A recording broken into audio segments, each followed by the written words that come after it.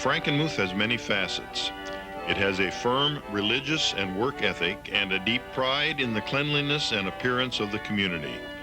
The spirit of volunteerism remains strong. Its students have a tradition of excellence in academics and athletics. Yet, it has also retained its Gemütlichkeit, a commitment to the enjoyment of life. It is a good place to live and a good place to visit. Many generations of individual and cooperative efforts have contributed to making Frankenmuth the way it is. But of course, any structure is only as strong as its foundation. This is the story of how those foundations of St. Lawrence Lutheran Church and the community of Frankenmuth came to be. We begin with Charlemagne, Karl the Great. The campaigns of this Christian monarch against the heathen Moors, Saxons, and Lombards are the stuff of legend as well as history. He is credited with maintaining the flickering flame of European culture against the surrounding forces of pagan darkness. The collapse of the Roman Empire had removed the restraining political influence of a strong centralized authority, and the withdrawal of the Roman legions had opened Central Europe to warfare between the various Germanic tribes, as well as threats of invasions from the south and east. Yet one of those Germanic tribes, the Franks, had retained the Roman legacy of a love of order, and the other great legacy was their conversion to Christianity.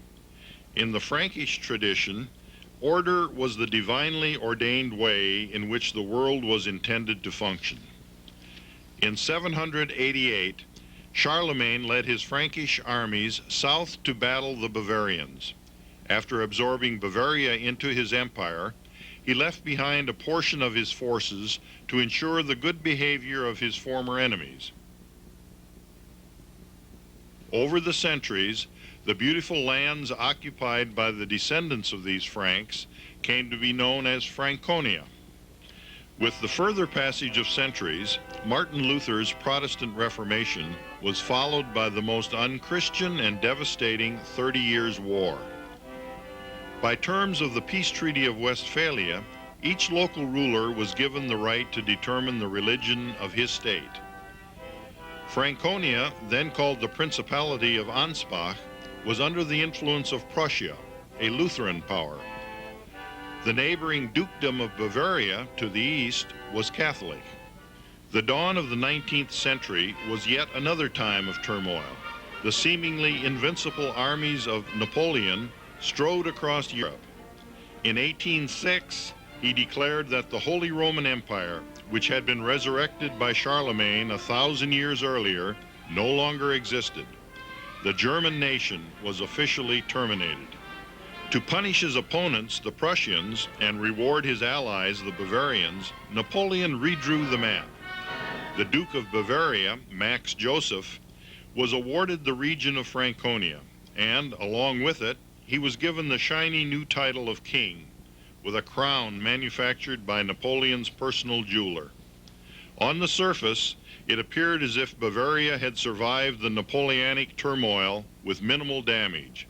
Max Joseph's crown passed peacefully to his son, Ludwig I, in 1825. But the appearances were deceiving.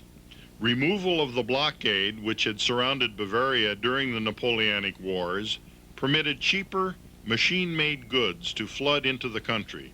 Skilled hand craftsmen could not compete with these foreign products of the Industrial Revolution. And the economic dislocation soon became political. Some groups called for a reestablishment of the German Empire. Others thought democracy was a better solution. Still others thought rationalism might provide the answers, and these in turn were opposed by traditional religious beliefs. Ludwig vacillated between granting concessions and attempting to assert kingly authority. History has not dealt kindly with him, and yet he was perhaps as much the victim of inevitable change as any of his subjects. At the age of 60, he fell prey to the charms of an Irish dance hall performer named Lola Montez.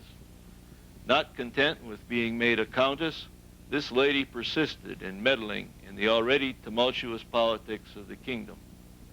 The resulting revolution forced poor Ludwig to abdicate, but that is another story. Meanwhile, across the Atlantic, a new nation was being grown. 69 years after their Declaration of Independence, the United States of America now numbered 27. The 26th of these 27 states was Michigan, which had joined the Union in 1837. 8 years into its statehood, it was still sparsely populated, and what population there was concentrated in the southernmost quarter of the Lower Peninsula. Although the opening of the Erie Canal in 1825 had improved access for emigrants from Europe, most of the state remained virgin forest, populated only by wandering bands of Native Americans. Most of these belonged to a branch of the Algonquin family known as Chippewas or Ojibwas. In 1819, the territorial governor, Lewis Cass, had ridden on horseback from Detroit to a site near the present city of Saginaw. There he held council with some 3,000 Chippewas, negotiating the Treaty of Saginaw, whereby some 6 million acres of Indian lands were ceded to the United States government and were made available for potential settlement. As mentioned, most of the meager white population of the state was concentrated near its southern border. Yet concentration is a relative term. There were often considerable distances between one village and another, and the individual farms were still more scattered. Few communities were large enough to support a church, so the spiritual needs of the settlers were often served by circuit riders, preachers of the gospel who traveled on horseback in a prescribed circuit. Baptisms, confirmations, weddings, and funerals all depended on their efforts, not to mention the conduct of regular worship services. Beyond that, the circuit riders could not help but see the vast mission opportunities among the Native Americans. Here also, the problems were time and distance, as well as the availability of trained ministers and adequate financing to support them. One such circuit rider was Pastor Friedrich Schmid, who had conducted the first evangelical Lutheran worship service in Michigan in 1833. His circuit included Ann Arbor, Detroit, Monroe, Saginaw, Marshall, Lansing, and back to Ann Arbor. Another was Pastor Friedrich Wyneken, based in Fort Wayne, Indiana, whose circuit also included portions of Ohio and Michigan. I have myself baptized a dozen or more children at one time, children of various ages up to 10 or 12 years. But who instructs the baptized? Friedrich Wyneken. Distressed by the time constraints which limited his opportunity for mission work, Wyneken sent urgent appeals back to the Lutheran congregations in the Old Country, asking that more missionaries be sent. How many thousands go forth unprepared and uncomforted into eternity? Come over here and help us. Friedrich Wyneken. One of these appeals found its way to the Franconian village of Neuendettelsau, and its compassionate and mission-minded pastor, Wilhelm Loehe. Pastor Loehe not only solicited funds to support existing missionary efforts, he trained 2 teachers, Adam Ernst and Georg Berger, and sent them to America, where both later became pastors. In the following years, additional emissaries were trained and sent. I beg you, for Jesus' sake, take hold, organize speedily, do not waste time in consultations.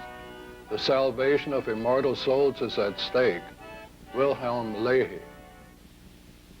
Loehe had long cherished an even grander vision, the mission colony. Rather than sending individual missionaries, this concept involved establishing an entire Franconian village in the proximity of the Indians. Not only would such a venture be self-sustaining, but the Christian lifestyle of the colonists would provide a living object lesson for the Native Americans. The first person he discussed this plan with was his 28-year-old servant, Lorenz Loehe. Loehe had been baptized and confirmed in the Lutheran faith, but had fallen away from the church as a young man. He suffered great pangs of conscience and spiritual distress until eventually wandering into the village of Neuendettelsau, where Pastor Loehe had provided him both spiritual rebirth and physical sustenance. I am ready in the name of the triune God to leave my home and to cross the ocean. Lorenz Loehe. Not only did Loehe enthusiastically volunteer to become a letter to the heathen, but he eagerly recruited others to join the plan. Most of these were from the village of Rosstal, people who had been making the 11-mile trip to attend Loehe's church. This small group began to meet at Loehe's house both to receive additional religious instruction and to make plans for establishing their colony. Certainly such a venture into the unknown wilderness would require a tremendous amount of courage. Since the German word for courage is Mut, Loehe suggested the name Frankenmuth, courage of the Franconians, for this proposed colony. And courage was required, even to attend those organizational meetings. Franconia was still a part of Bavaria, and Bavaria was a Catholic kingdom. There were laws on the books specifically forbidding the organization of Protestant mission efforts. Yet the group remained faithful, meeting on Saturday evenings and Sundays throughout the winter of 1844-45. The final member to join their group would be the most indispensable individual of the mission colony, the man entrusted to carry the gospel to the wilderness forests. Friedrich August Craemer was also a native of Franconia, but his career had already taken him far beyond the boundaries of that region. He had studied theology at the University of Erlangen and languages at Munich. As a student, he had participated in one of the many revolutions favoring a unified Germany. This quite naturally resulted in the displeasure of the Bavarian authorities, whose interests were best served by propping up their local monarchy. Craemer had, therefore, taken a position as tutor for the children of a noble family in the Lutheran kingdom of Saxony. Later, he had moved to England, where he took on similar responsibilities in the household of the daughter of Lord Byron. From there, he went on to become an instructor of German language and literature at the world-famous University of Oxford. While teaching there, he had heard of Wyneken's appeal for aid in the American mission effort.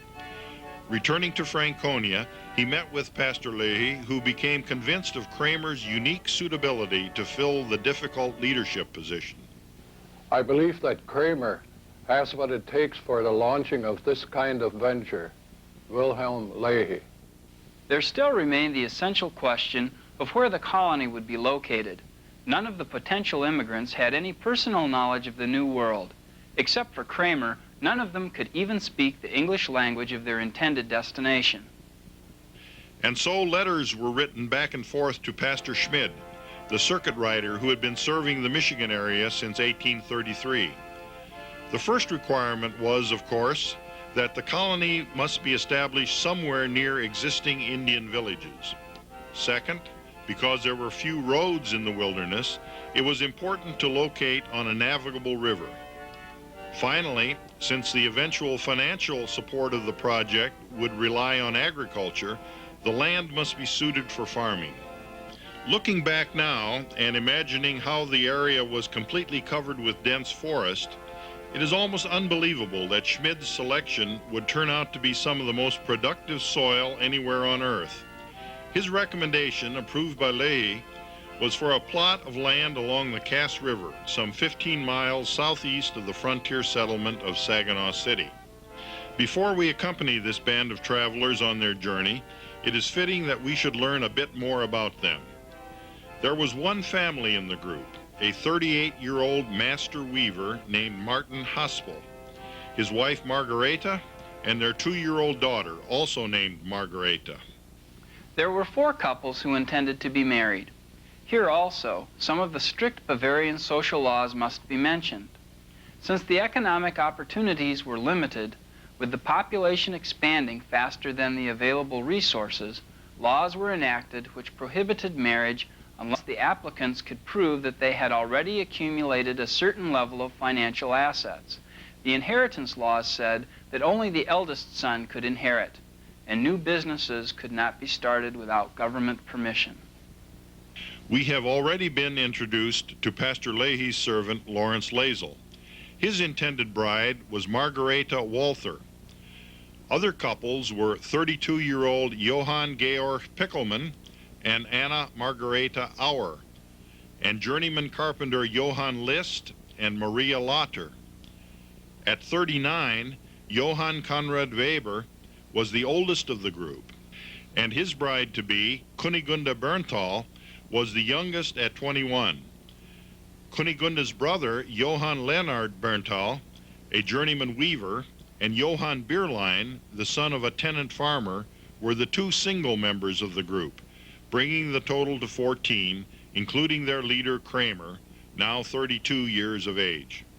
Additionally, they would be accompanied by 4 more Leahy-trained pastoral candidates: Friedrich Lochner, Adam Detzer, Edward Romanowski, and Julius Trautmann. We have seen that the conditions in Franconia were troubled, and although the Statue of Liberty would not appear for another 30 years, America must have been considered a land of opportunity. But we would be wrong in concluding that the primary motive for these pioneers was to seek prosperity in the New World. While they would have expected through hard work to carve farms out of the wilderness, it was their dedication to their faith and the missionary inspiration of their beloved Pastor Leahy that compelled them. No earthly necessity draws them to leave their fatherland. In the homeland which they love, they enjoyed a good life. It was a noble idea that moved them. Wilhelm Loehe. As the time of departure neared, in March of 1845, pastoral candidates Craemer and Lochner had left the group to visit various supporters of the mission cause in the Lutheran Duchy of Mecklenburg, where they received gifts of clothing, books, and money. On April 4th, 1845, in the magnificent Cathedral Church of Schwerin, Craemer was ordained to the Lutheran ministry. Guys, eat and drink. A long road lies ahead of you. Superintendent Fleefel. Meanwhile, the other 3 pastoral candidates, along with the 13 colonists, gathered at Neuendettelsau for a farewell service on April 5th. At that time, there were few railroads to assist their journey. There was a train available from Nuremberg to Lichtenfels. From there, they would travel on foot and by wagon over the Fichtel Mountains and through the Thuringian Forest to Werdau. There they boarded a train to Nienburg, where a riverboat took them down the Weser River to the seaport city of Bremen. This part of their journey required a week to accomplish. And so on April 12th, the group was reunited. On April 14th, Pastor Craemer was officially installed as shepherd of the little flock. In preparation for the ocean voyage, it was necessary to try to estimate the amount of food they would need. Since there was no refrigeration available, these supplies were packed in barrels to prevent molding. Their diet, for however long the trip might take, consisted of dried bread, potatoes, beans, smoked fish, salt pork, ham, sausages, rice, prunes, and other dried fruits. For beverages, they took coffee, tea, and red wine. Water, for drinking only, was provided by the shipping company. The colonists were also responsible for their own cooking and eating utensils, as well as bedding. Quite a contrast from our modern cruise ships. Of course, they would have their own clothing and personal items packed in sturdy trunks. Among the personal effects would be combs and brushes and keepsakes from home.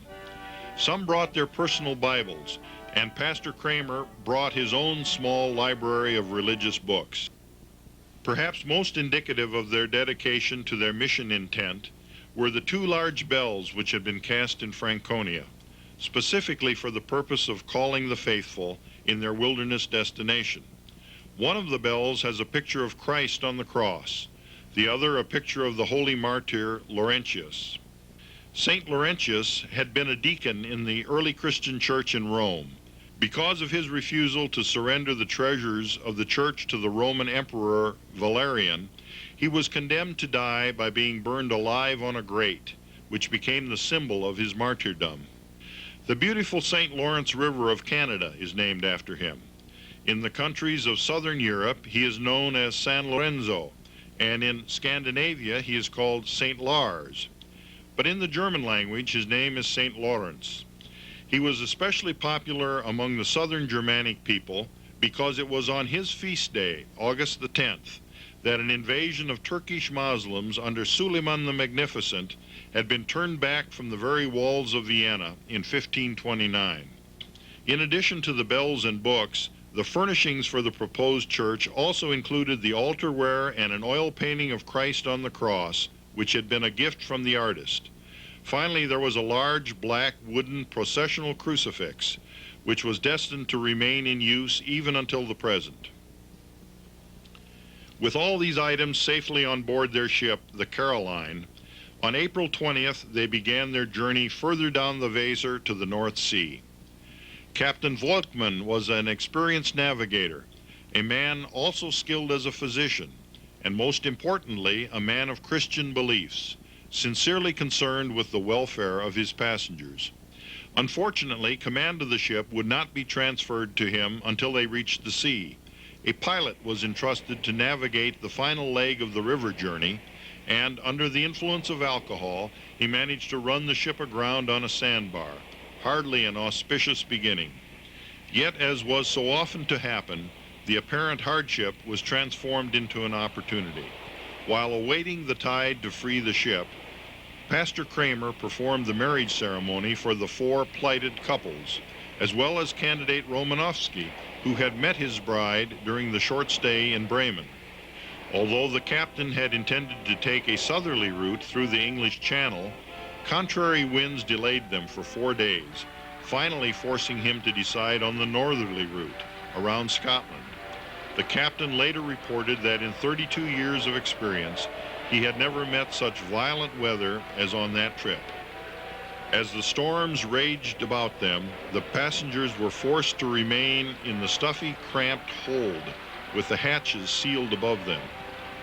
3 weeks into their voyage in a dense fog, they collided with a British trawler, causing considerable damage to both vessels.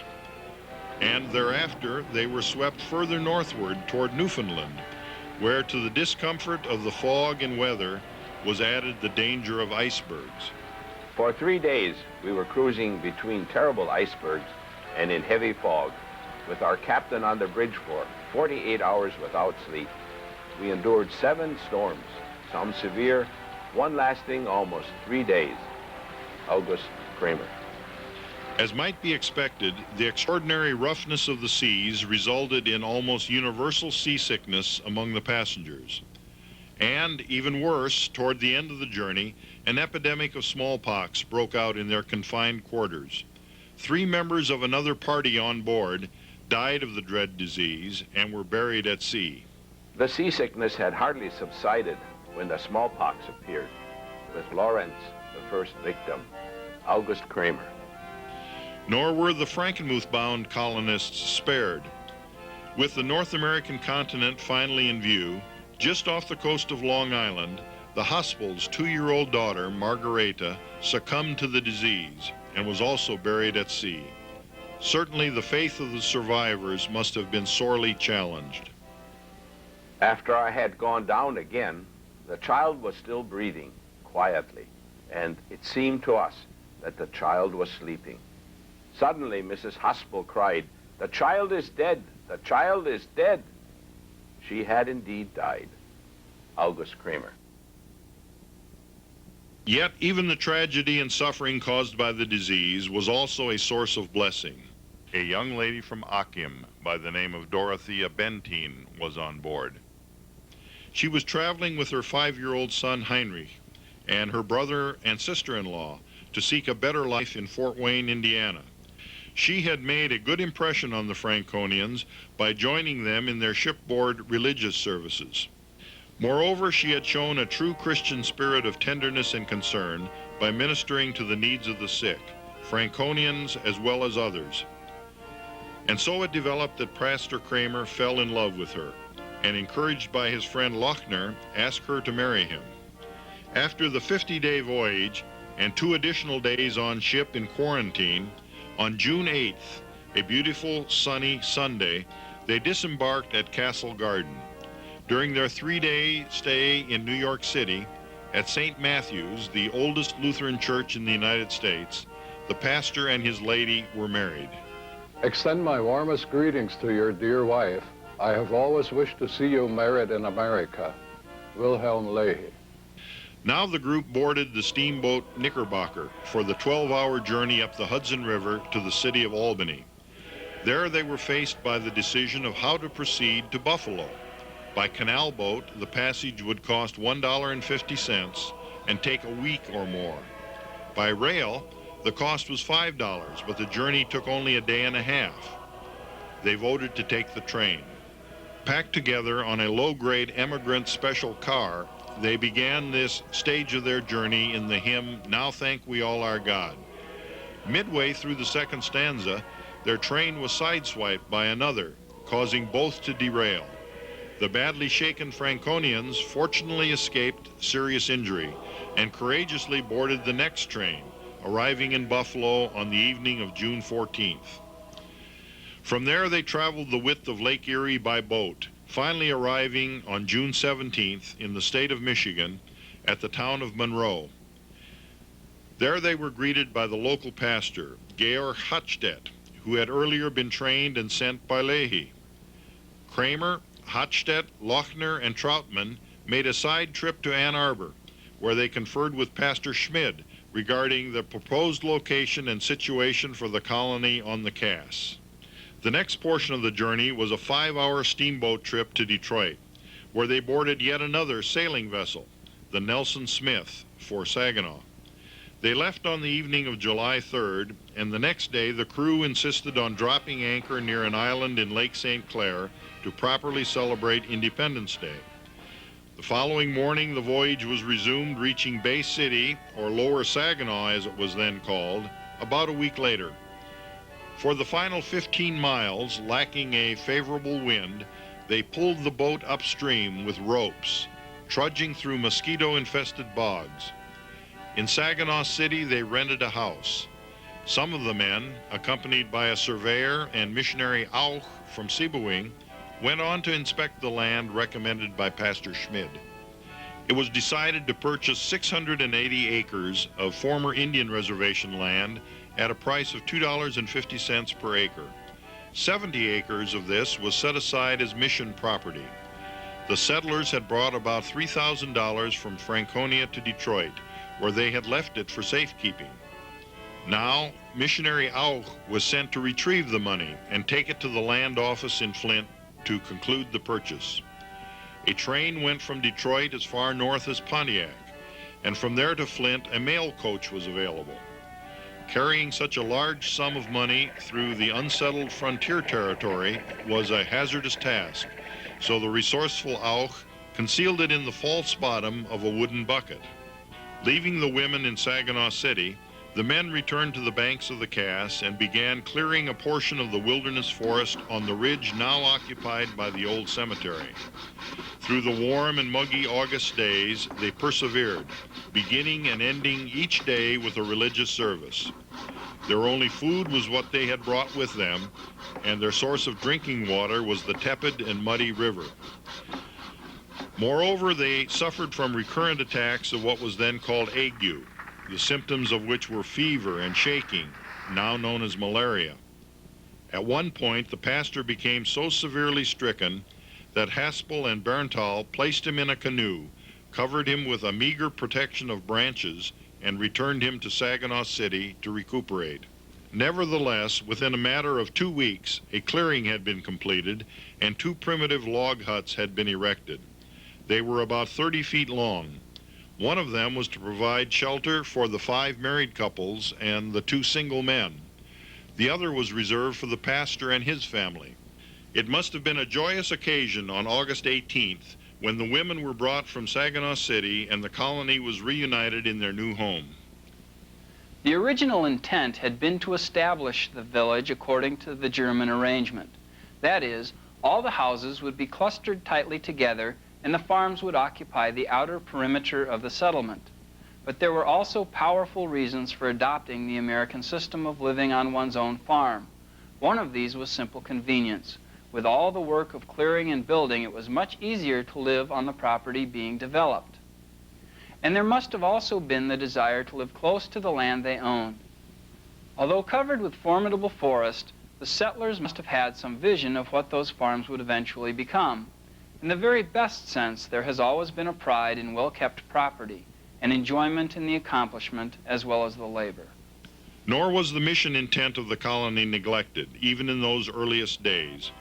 Despite recurring bouts of fever, Pastor Craemer began the initial contacts with the Chippewas. This involved considerable travel to reach their villages, some of them 50 to 70 miles from Frankenmuth.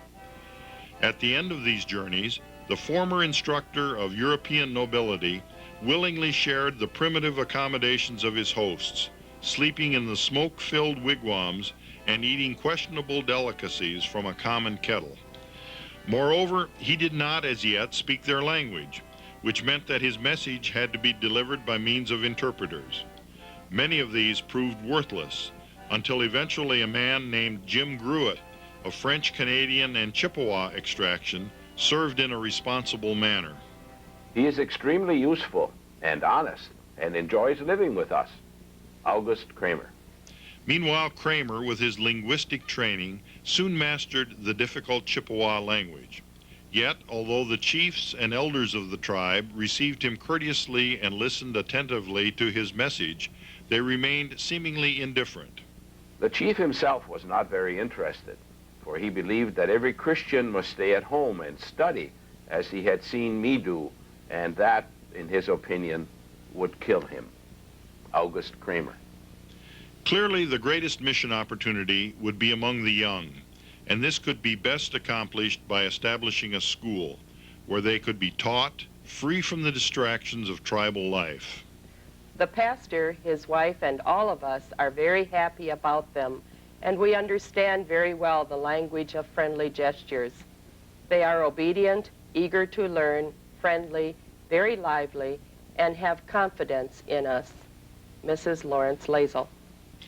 In October 1845, the mission community welcomed Pastor Adam Ernst, who had made a long and difficult journey from his home in Columbus, Ohio. He was accompanied by teacher Conrad Schuler, who was prepared to assist in the development of the school.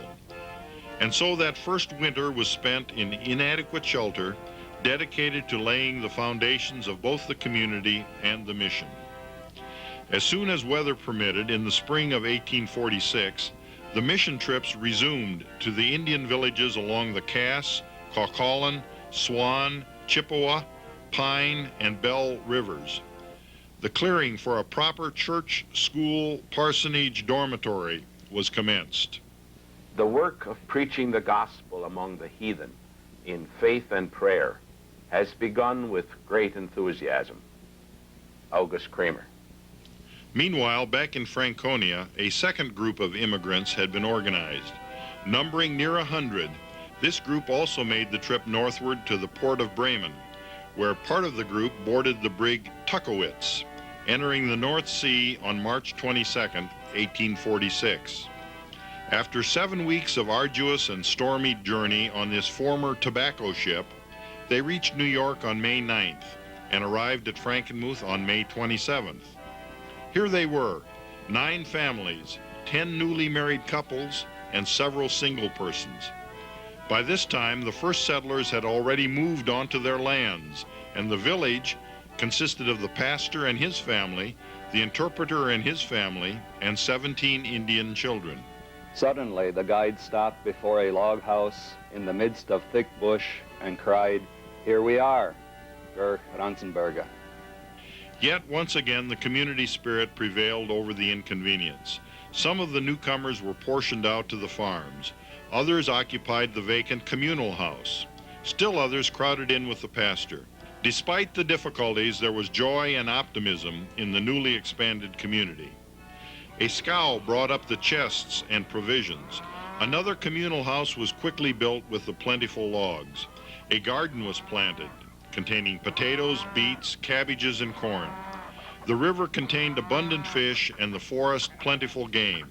Cows and chickens were purchased to provide butter and eggs. It did not take long to get used to our new environment. Our land is very good. We are very satisfied with our pastor. Johann Bierlein.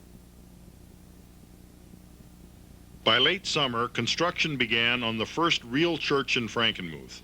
This 42-foot long, 26-foot wide structure had walls made of cork pine logs. The needed boards and shingles were brought from the sawmill in Tuscola. Yet the construction was frequently interrupted by the necessities of cultivation and harvest and the recurrence of sickness and fevers. As the final details were being completed, the Michigan winter was already upon them. For the chinking between the logs, it was necessary to use boiling water to melt the frozen clay from the riverbank. Still they persevered. And so, on Christmas Day, 1846, all was in readiness. Packing boxes covered with red cloth served as the altar and pulpit. The large iron crucifix, 2 candlesticks, and the communion vessels were all in place. The painting was reverently hung over the makeshift altar. The processional cross stood alongside it, and the 2 large bells, so laboriously transported from the hills of Franconia to the valley of the Cass, were suspended outside in readiness to send forth their joyous message. It must indeed have been a time of rejoicing. The clearing of the farms was well begun. The first harvest had been completed. We have good tools so one man can accomplish as much as 3 men in the old country. We bought a young dog from our Indians for a loaf of bread. He understands German and is just as obedient, faithful, and lively as German dogs. Mrs. Lawrence Lazel. And now the small community was gathered to celebrate the dedication of a new church and the birthday of their Savior. As a crowning touch to these celebrations, the first fruits of the mission effort were accomplished. 3 Indian children were baptized into the evangelical Christian faith. The foundation had indeed been well laid, and the success of the colony was now assured. The passage of time is measured by change, and 150 years have seen much of it. More land was purchased and cleared, more families were formed, more immigrants were attracted to the bounties and challenges of the New World. The river was dammed to power a grist mill, a sawmill was added, and a brewery and a bridge and the various other commercial enterprises of a growing community. By 1852, the original log church was outgrown, and a frame church replaced it. A dozen years later, that was expanded. In 1880, a monumental Gothic brick church was dedicated with capacity for 1,000 people, and even this eventually required expansion. Very little of a physical nature survived that century and a half intact. If our community heritage depended on things alone, there would be small cause for celebration. But the sturdy Franconian value of a divinely ordained order has endured. It is with more gratitude than pride that we recall the Bible verse assigned by Pastor Loehe to accompany his missionary pioneers. Hold that fast which thou hast, that no man take thy crown.